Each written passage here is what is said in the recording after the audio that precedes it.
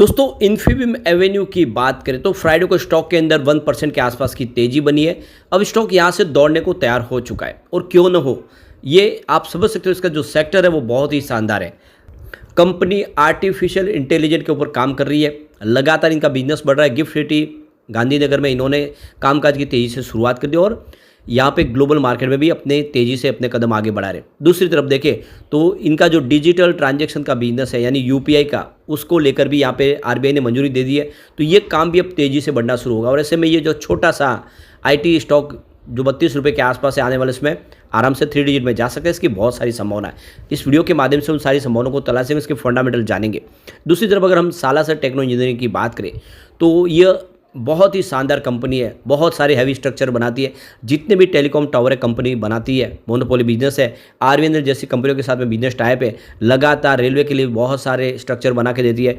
Power sector के लिए, green energy sector के लिए कंपनी काम करती है। क्या इस समय दाव लगाना चाहिए, जानने की कोशिश करेंगे इस वीडियो के माध्यम से। लेकिन फ्रेंड, उससे पहले अगर आप पहली बार हमारे चैनल पे आए तो चैनल को सब्सक्राइब कर दीजिए, एक बेल आइकॉन दबा दीजिए ताकि जब भी नया वीडियो बने पहला नोटिफिकेशन आपको मिले। वीडियो पसंद आए तो लाइक से जरूर कीजिए। चलो फ्रेंड्स, वीडियो स्टार्ट करते हैं। मैं हूँ आपका दोस्त एस.बी. दवे और हमारे अपने चैनल ऑनलाइन कमाई में आपका बहुत बहुत स्वागत है। तो सबसे पहले इन्फीबीम एवेन्यू की बात कर ले तो क्लोजिंग 32.06 पर थी। 1.10% की तेज़ी देखने को मिली। तो स्टॉक फिर से 30 को क्रॉस कर चुका है। अब तेज़ी से आगे बढ़ने को बिल्कुल तैयार हो चुका है। इंट्राडे का लो 31.27 लेकिन हाई 32.28 का है।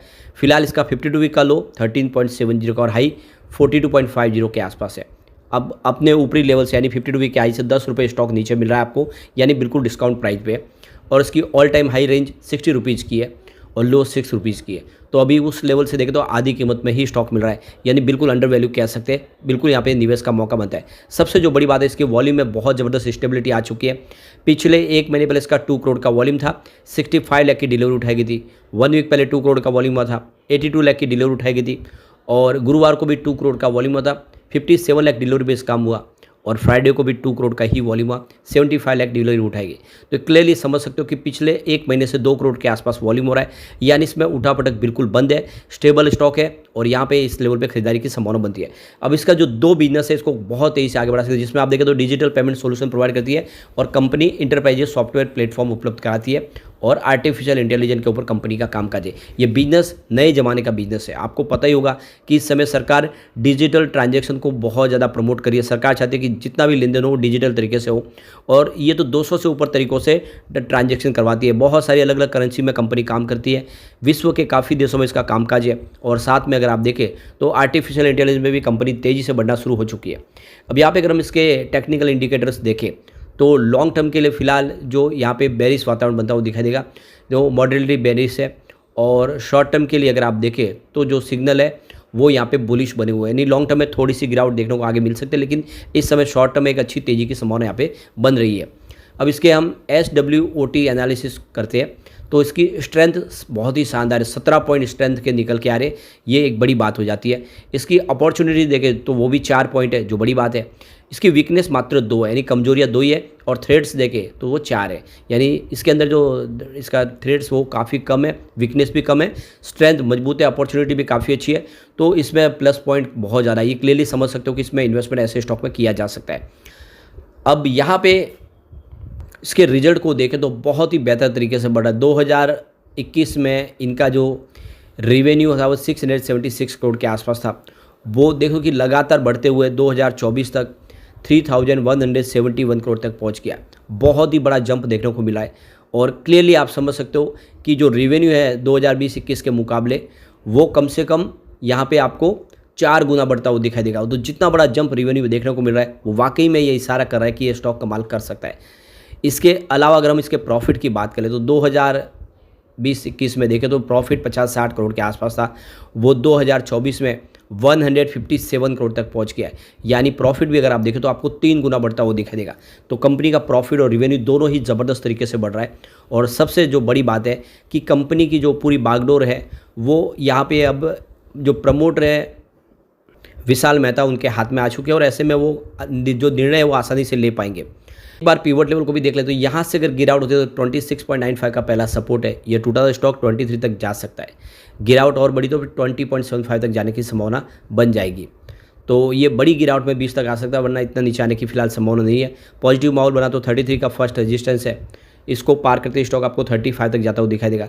जो तीसरा रेजिस्टेंस है वो 39 के आसपास है, 40 तक जा सकता है पुरानी हाई के आसपास। ऐसे में आने वाले समय स्टॉक फिर से तेज़ी से आगे बढ़ते हुए 50 को पार कर सकता है और फिर निकट भविष्य में 3 डिजिट में आराम से जा सकता है। तो लॉन्ग टर्म इन्वेस्टर के लिए अच्छा मौका है, ये बहुत ही शानदार स्टॉक है, आने वाले समय आपको मल्टीबैग रिटर्न देने की इसके अंदर ताकत है। चलते हैं सालासर टेक्नो इंजीनियरिंग की तरफ। तो 19.90 पर क्लोजिंग थी, 0.20% की गिरावट देखने को मिली। तो यहाँ पे देखो कि 20 के स्तर को टूटा, थोड़ी सी वीकनेस यहाँ पे दिख रही है, लेकिन अब आप देख सकते हो कि ये स्टॉक आने वाले समय बेहतर प्रदर्शन कर सकता है। यहाँ पे जो बड़ी अपडेट निकल के आ रही है, देख सकते हो कि कंपनी ने अपने Q4 के रिजल्ट को डिक्लेयर किया और इसी को लेकर आप देखें तो कंपनी सेक्रेटरी की तरफ से इस रिजल्ट को लेकर अपनी यहाँ पे उन्होंने सहमति दिखाई है। तो देख सकते हो कि यहाँ पे जो कंपनी की तरफ से एक जो इनको फॉर्मेट जारी किया जिसमें दीपिका मडवाल एसोसिएट जो इनकी प्रैक्टिसिंग करते कंपनी सेक्रेटरीज है, उन्होंने यहाँ पे रिजल्ट को लेकर अपनी मोहर लगाई है और इसमें रिजल्ट के अंदर जो आंकड़े जारी किए गए उसको इन्होंने अब वेरीफाइड किया है और इसको एक्सचेंज के माध्यम से इसकी जानकारी दे दी गई है।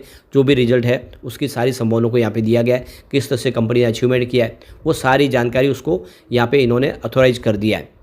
अब यहाँ पे अगर हम इसके समय टेक्निकल लेवल के हिसाब से तो लॉन्ग टर्म सिग्नल अगर आप देखें तो वो आपको बेरिश दिखाई देंगे और शॉर्ट टर्म सिग्नल वो भी इस समय बेरिश दिखाई दे रहे।